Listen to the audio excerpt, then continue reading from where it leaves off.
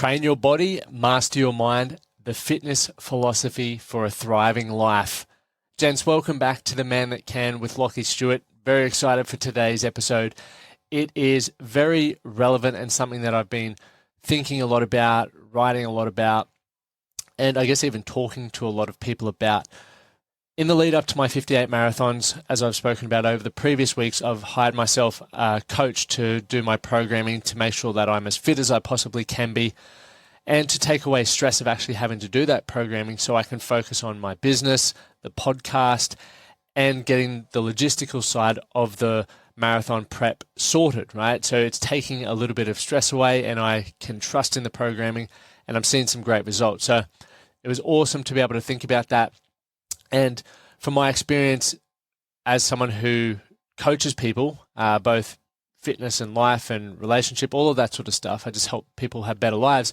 I do a lot of that online and some face-to-face depending on where in the world I am. And I thought, what a great thing that I can talk about currently because I'm using my coach online. I haven't actually seen him face-to-face for a long while. To talk about that, to give you some insights on pros and cons to that because it may be something that you're thinking about doing and I want to show how it's actually really become such a powerful tool and helping me drive my results in the direction that I want them to be. So most people think of fitness as something that happens in the gym, right? About the reps, about the sets, the perfect nutrition plan. But fitness is about so much more than that. It's about saying yes to life. And I really, truly stand behind that when I say that. It's about being prepared, not just physically, but mentally and emotionally for whatever challenges come your way, right? The truth is that fitness isn't just about the body. It's the training ground for your mind. Over the years, I have come to realize that what happens in the gym is really mirroring what happens in my own life. The discipline, the consistency, the resilience that you build with every workout translates directly into how you handle relationships, work, and your personal setbacks. And that's where online fitness coaching comes in, and it gives you the tools to build that foundation no matter where you are. So let's say you may follow someone online. You may even follow me. And you don't live in Brisbane, so you don't have access to working face-to-face with me. Or you don't live in Nashville, you don't have access to working face-to-face with me. But you would love to try. That's where the online component comes in really handy. And that's what I've found with mentors and coaches over the years that I've worked with. There's probably, I'd say 20% I've worked with face-to-face. And once again, that's a whole probably different topic that we could go down, breaking that down. But I'd say the other 80% of the time, I'm just working with people online because there's people that I follow and I meet and I am inspired by that I know can deliver the results. They have a personality that I want to surround myself with. And I believe they're the right person for the job. So I'm like, hey, that person is who I'm going to work with. They don't live in the same area as me, but I want them to help improve results in my life. I don't need them there to hold my hand, essentially. So one of the most defining moments that made me realize the power of fitness and the online coaching space came a few years ago, probably 2022, so not that long ago. And I was asked to join a Spartan race. And for those of you who don't know what a Spartan race is, it's essentially like an obstacle course race. The one that I did was on the Gold Coast hinterland, someone's property. It was incredible, great fun. But I said yes, and I hadn't specifically trained for it, but I'd maintained a solid base of fitness. And it ended up being one of the most exhilarating and exciting experiences that I'd had. You know, a mix of physical challenges, the social connection, and the mental grit. And that race reminded me that fitness is about keeping those doors open, right? A lot of people do these yo-yo things where they'll do a 6-week challenge or a 12-week challenge, and then they'll go back to where they were prior, which is what they were trying to get away from in the first place. So for me, keeping those doors open means raising the standards so that I can be fit and healthy in order to achieve that. So it's not just about looking good or hitting personal records. It's about having the confidence and the capacity to take on whatever life throws your way. And if I hadn't been physically prepared for that, I would have missed out on that adventure. You know, I would have had to say no because I'm like, oh, I probably should train for that, or I'm not ready for that. I don't think I can do that. But I was in the position to say yes. And that's a philosophy that I bring into my coaching. We train for life, not just the gym. So the gym is one piece of the puzzle. And Some of you listening, you're very confident in the gym. Some of you, aren't so confident, but you make the effort and you get in there. And then others avoid the gym because they aren't confident in there. It's the fear of the unknown. What if I get things wrong? What if I injure myself? Okay, I'm sure you're on somewhere there, somewhere in that pendulum. But it's 1 hour of your day, right? So the 1 hour of your day. But to truly thrive, you need to look at the entire picture. And so that's when, if you're sitting out of the gym, the entire picture could mean, hey, I want to be able to run around with my kids, or I want to be able to say yes to experiences that I'm currently saying no to. And what is in the way of that is me getting in the gym and getting my fitness sorted. And so to be able to truly thrive, you need to look at that picture, right? How do you manage your stress? How do you manage your sleep and maximize your sleep and your recovery? These things matter just as much, if not more, than the time you spend lifting weights. Now, I often tell clients, and I tell myself actually, you have to earn the right to train hard. This means managing your stress, making sleep a priority.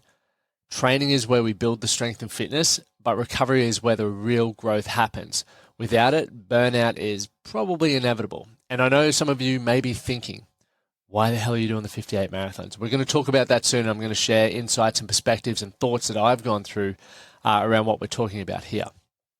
But right now, I'm training for one of the biggest challenges of my life, which is 58 marathons in 58 consecutive days across 58 states. So we're doing all 50 states of America, starting in Alaska, and then we're doing all 8 states and territories of Australia. It's not just the physical distance that's daunting, it's the logistics, the unpredictability of the weather, and the challenge of being away from my wife for nearly 2 months. Right, this journey is going to test me in more ways that I can't even predict. That's why you got to follow my Instagram and YouTube for the daily updates when that's happening. But the beauty of fitness is this. It forces you to face discomfort head on, whether it's running in the snow or dealing with the exhaustion.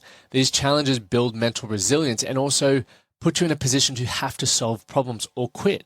And if you're someone who doesn't want to quit, the only other option is solve the bloody problem. And if you can do that through fitness, which in my opinion is chosen adversity, you will then put yourself in a position in life to be able to go, hey, I don't want to quit this. I don't want to quit trying to make money. I don't want to quit on this relationship. How do I solve the problems that are in front of me? And you're going to build some incredible mental resilience from this. And once you've trained your mind to push through those moments, you realize the same discipline applies to every single area of your life. Right? Fitness, for a lot of people, is quite often seen as a solo pursuit. But community plays a crucial role in long-term success. So that's why I host quarterly workshops and in-person catch-ups with some of my online clients. We want to get them together. We have a space, which is the Man That Can community, where people connect and we link them up and we have weekly check-ins, etc. And it's because it's more than just the workouts, right? I want to provide the opportunity for reflection, to reset if you've fallen off the wagon, to reconnect with what really matters. And a lot of people don't take time to do that. And that's what I believe is, really helped me with not only my physical success, but my success in life in general. I've seen the power of the gatherings firsthand. And I know some of you have been to the events and you've experienced it too, but I know that clients walk away feeling refreshed, they feel refocused and ready to take on the next quarter with renewed energy. I still remember, we ran one at, it used to be called the Flying Cock, which was a nightclub here in Brisbane, just on Lachlan Street. And we ran one and a bloke came for the very first time. And when he walked out the next day, he sent me a message and he's like, man, I wasn't quite sure why I was going or what I was getting myself into, but having the opportunity to listen to other people and to talk about some of the things going on in my life, I walked out feeling like a huge weight had lifted and I was energized in a way that I haven't felt for a long time.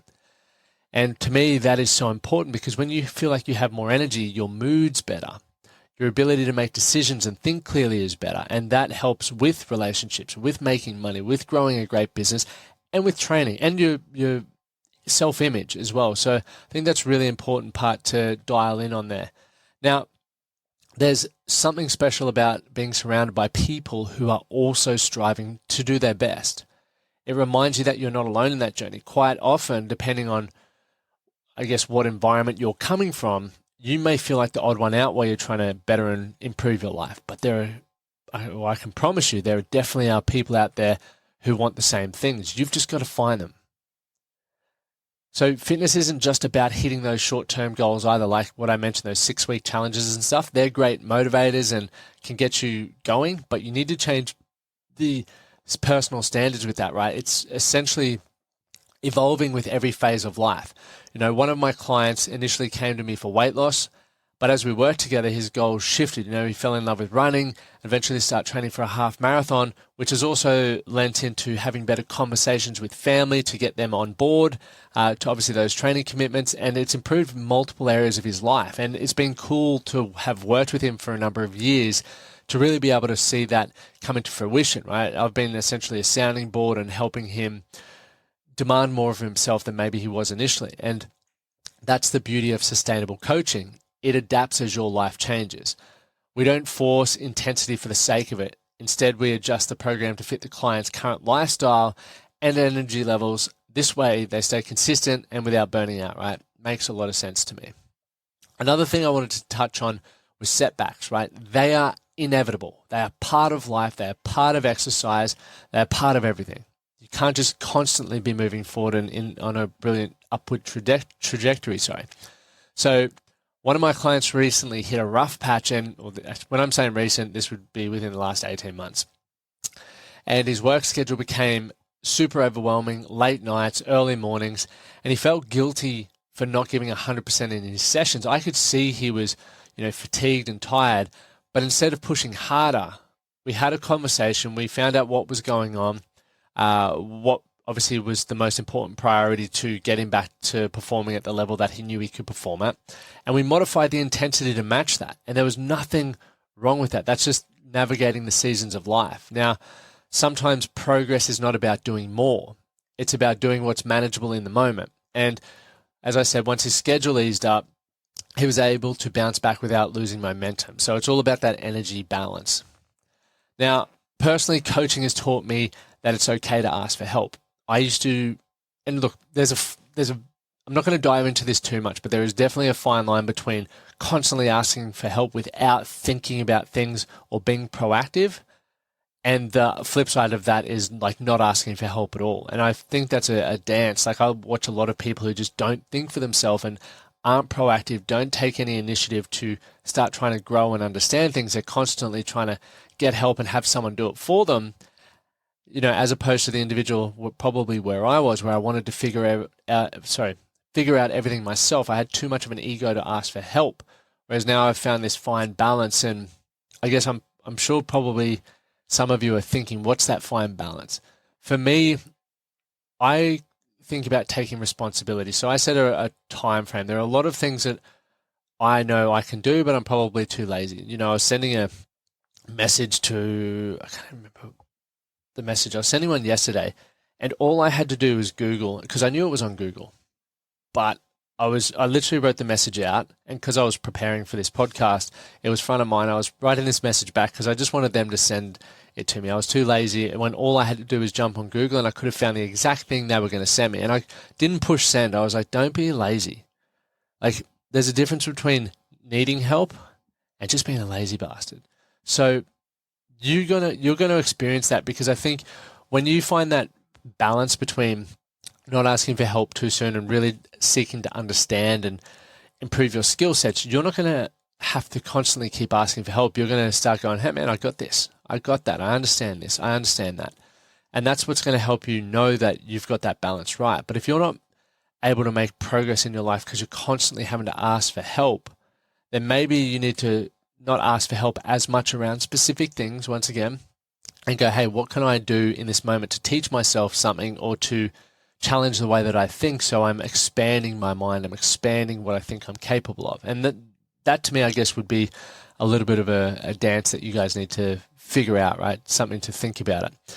So through asking for help, it's why I got a coach for my marathon training for this running. Like could have very well coached myself, but it's a relief for me personally at this moment not having to think about programming. And to be fair, Dean is an incredible coach. Like my the results that I'm seeing, I don't think I would have given myself results that good because I would have been pushing a little bit too hard. So having that third party that's moderating my life, like looking at it from the bird's eye to go, hey, you too much output here, too much travel. Let's look at this here. We're trying to get you to the 58 marathons as fit and as strong as possible.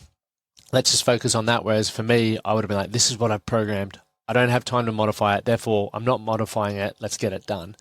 So that's where, once again, you may not be in the position where you feel like you need a coach, but it may be beneficial to the big picture. So that's something to think about, because, I'm just so focused now on the execution of the programming rather than thinking about it and putting it all into place and doing all that sort of stuff. And then I talk with my coach, give him feedback, and we modify as we go. So that's really cool. Another thing that really helps with that, and I do this a lot with my clients, and you can see who are watching on YouTube, got the Apple Ultra on one hand and the Whoop on the other hand. Now, wearable technology has transformed the way that I coach and track progress, not only for myself, but for my clients. I use Whoop data to monitor sleep, heart rate variability, and recovery. And this information allows me to make smarter decisions around programming, whether to push harder or dial back. And it's very personalized to the individual who's working it. Rather than just going, I don't feel it today. It's like, okay, well, let's have a look at your training load, how your body's adapting, whether it's, showing dramatic signs of fatigue or whether it's just like you don't feel like doing it today, which is a common one for a lot of people. But one time a client's data revealed that several nights of poor sleep, he had several nights of poor sleep. And instead of forcing a high intensity session that we had, I dug a bit deeper and, we went for a walk and a coffee and discovered personal stresses that were causing those sleepless nights. And once we sort of put him on the path to addressing those root issues, his sleep performance improved, and he was able to double back down on his training again. So that's the beauty of, I guess, wearables and tracking these things, because it's very easy when I don't have the data for someone to say, yeah, I'm sleeping all right. And like all right for them might be 4 hours. And then we do high intensity sessions. They go to a big day of work, or they're stressed about other things, and their body is just slowly moving towards burnout. And we don't want that. And I'm sure you don't want that as well.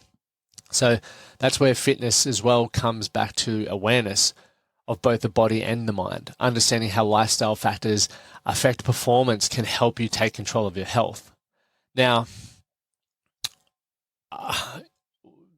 potentially with the wearables, I know fitness industries always see trends. It's happened for as long as I've been part of the industry, but the fundamentals will never change. Strength training, conditioning, and smart recovery will continue to deliver results. All the training that I personally do is just basic, boring stuff that I know I can consistently do and I can track well, and it's moving me towards my goals.